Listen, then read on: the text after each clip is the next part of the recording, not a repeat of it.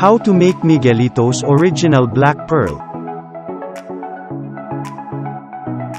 Prepare 1 kg of Miguelitos Original Black Pearl and 5 liters of boiling water.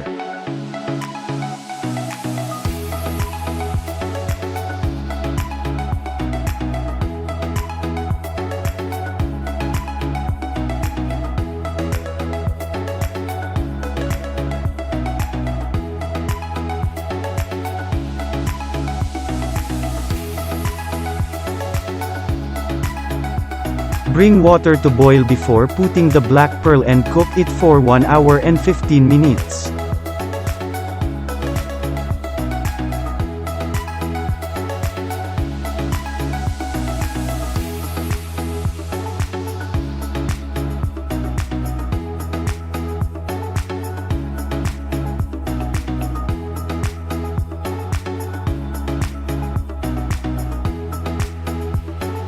Once cooked, using a colander, wash and drain the black pearl.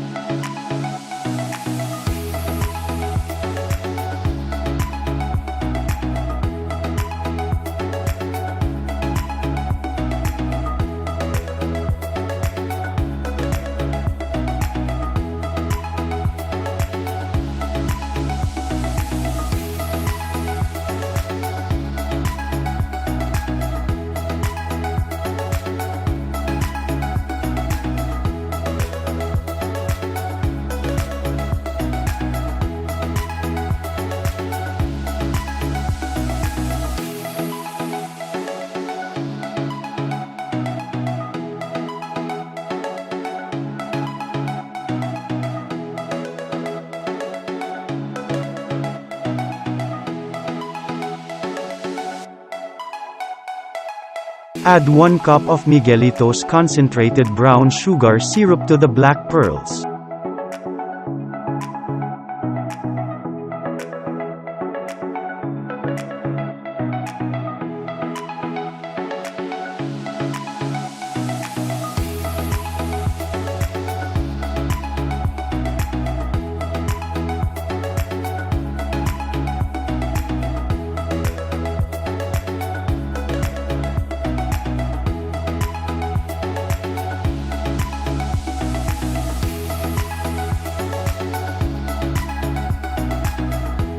Mix well and simmer the black pearls for 5 minutes.